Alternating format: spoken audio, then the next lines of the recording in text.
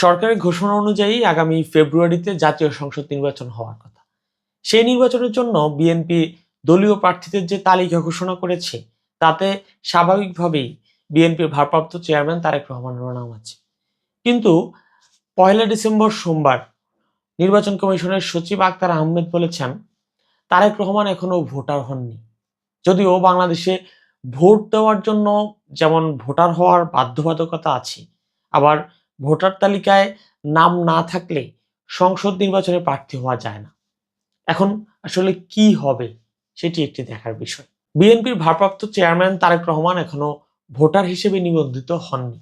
তবে ইসি যদি সিদ্ধান্ত নেয়, তাহলে তিনি আগামী নির্বাচনে ভোটার ও প্রার্থী হওয়ার সুযোগ পাবেন এবং আইনগতভাবে ইসির এই ধরনের এখতিয়ার আছে, সেটি বলছেন প্রেস ব্রিফিংয়ে আক্তার আহমেদ।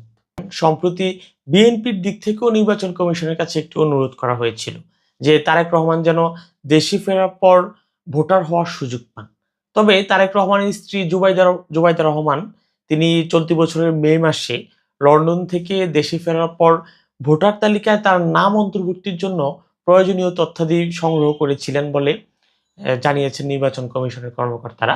তো কর্মকর্তারা যেটি বলছেন যে এখন প্রবাসী ভোটারদের নাম ভোটার তালিকা অন্তর্ভুক্তির আবেদনের যে প্রক্রিয়া, সেটিতে কাউকে আবেদন করতে হলে তাকে অন্য ডকুমেন্টের পাশাপাশি মেয়াদ সংশ্লিষ্ট কিংবা মেয়াদ উত্তীর্ণ এছাড়া বিদেশি পাসপোর্টের কপি, বাংলাদেশের নাগরিকের জন্য যে নাগরিকের যে সনদ, সেই কপি কিংবা দ্বৈত নাগরিকত্বের যে সনদের কপি, সেটিও জমা দিতে হবে। রহমানের বাংলাদেশি বা অন্য দেশের পাসপোর্ট আছে কিনা সেটি এখনো প্রকাশ করা হয়নি। এমনকি তার দ্বৈত নাগরিকত্ব আছে কিনা তাও এখনো পরিষ্কার না। তবে আওয়ামী লীগ আমলে তখনকার সরকারের পক্ষ থেকে দাবি করা হয়েছিল যে তারেক রহমান বাংলাদেশের নাগরিকত্ব ত্যাগ করেছেন, যদিও বিএনপি তা বারবার প্রত্যাখ্যান করেছিল।